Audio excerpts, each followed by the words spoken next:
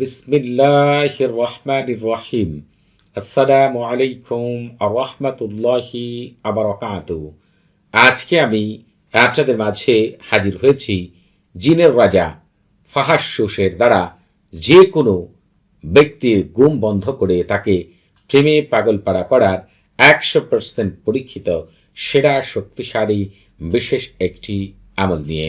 এটি এমন একটি আমল, এই আমলটি যে সকল ভাই বোনেরা এই আমলটিকে করবেন তাদের জন্য নিযুক্ত হয়ে যাবে এই বিশেষ জিনের রাজা ফাহাসুস। এর একটি বিশেষ গুণ হলো, যদি একবার কারো প্রতি সে তাকে লাগিয়ে দেওয়া যায় তাহলে ততক্ষণ পর্যন্ত ওই ব্যক্তিকে সে ঘুমাতে দিবে না যতক্ষণ পর্যন্ত যে ব্যক্তি আমল করবে তার কাছে সে এসে উপস্থিত না হবে।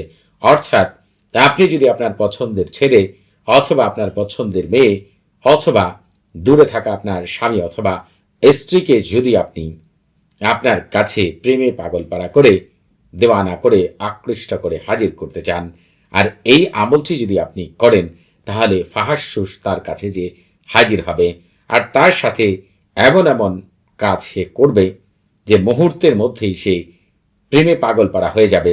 এমনকি যতক্ষণ পর্যন্ত সে আপনার কাছে এসে উপস্থিত না হবে, আপনার ডাকে সাড়া না দিবে, আপনার প্রেমে পাগলপাড়া না হবে, ততক্ষণ পর্যন্ত এই ফাহাসুস তাকে এক বিন্দু ঘুমাতে দিবে না।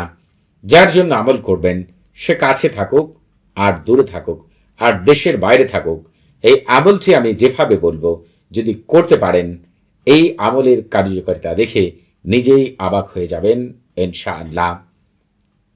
তবে আমি আপনাদের মাঝে জিনের রাজা আহমাদ এবং হযরত শামসামাইল আলাইহিস সালামের মাধ্যমে কারো ছবির উপর আমলের মাধ্যমে তাকে প্রেমে পাগলপাড়া করে হাজির করার বিশেষ একটি আমল নিয়ে অতি দ্রুতই আপনাদের মাঝে হাজির হব ইনশাআল্লাহ।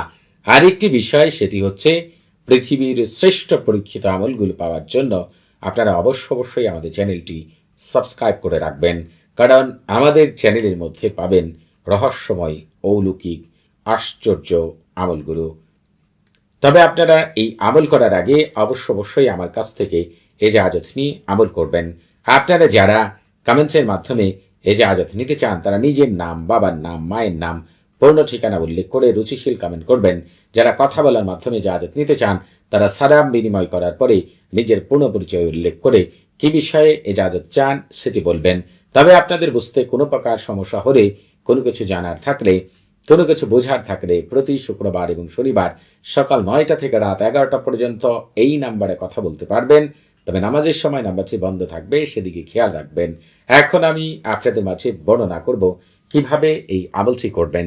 এই আমলটি করার জন্য আপনাদেরকে 3 টুকরা সাদা কাগজ নিতে হবে এবং প্রতিটি টুকরার মধ্যেই আমি যেভাবে বলবো সেভাবে প্রথমে হচ্ছে এই যে তলসামটি দেখতে পাচ্ছেন এখান থেকে শুরু করে এই পর্যন্ত লিখবেন।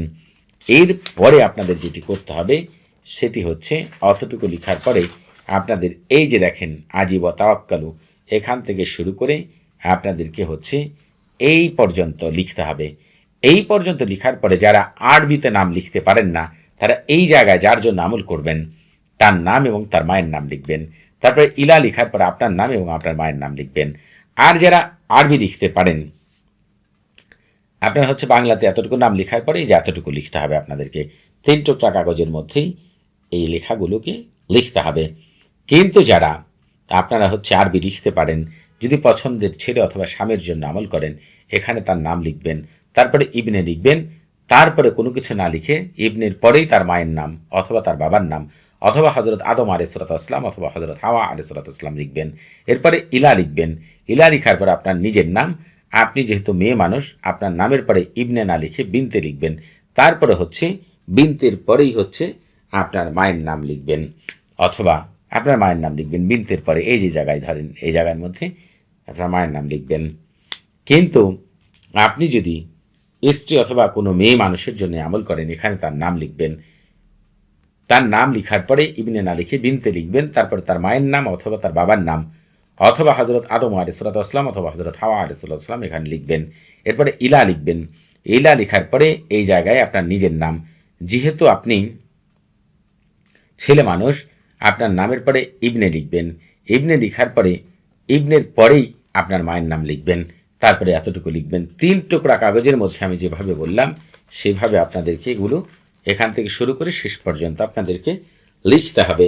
লিখার পরে আপনাদেরকে হচ্ছে যেটি করতে হবে সেটি হচ্ছে এই প্রতিটি তলসামের মধ্যে সামান্যতম আতর মাখবেন, আর ওই সময় 3 বার করে বলবেন ইয়া ফাহাসুস, ইয়া ফাহাসুস 3 বার করে বলবেন।